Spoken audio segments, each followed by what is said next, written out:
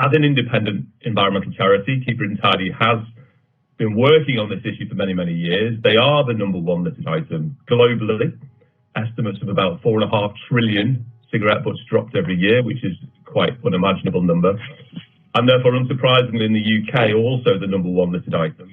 But what impact are they having? Are they harmful?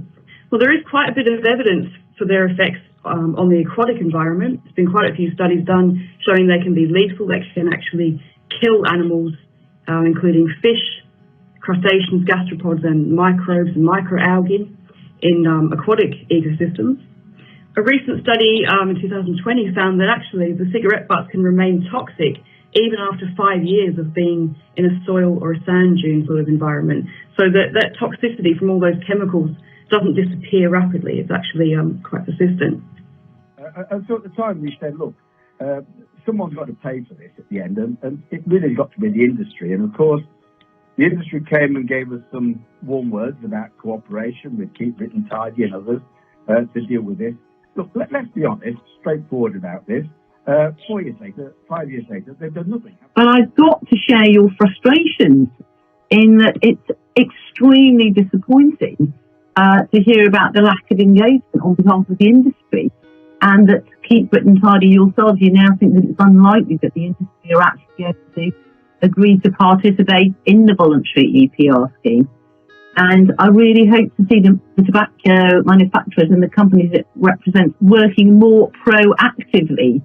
We've got a problem now. We've had a problem for 20 years. We've actually had a problem for many, many years before that.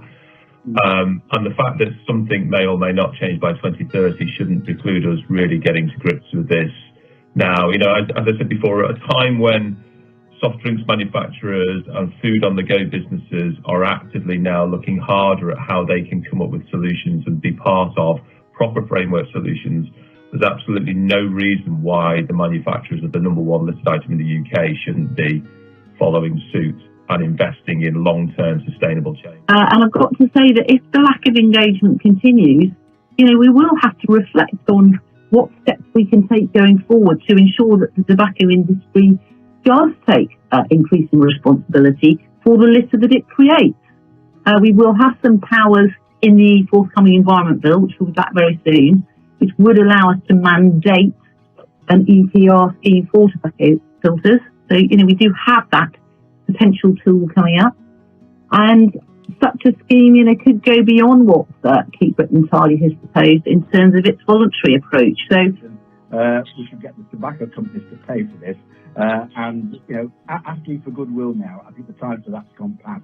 We've got to actually compel them to do it. That's just my hard line on the issue. But I tend to be pretty hard line on these issues. And I think, you know what, I think this tobacco industry can probably afford it.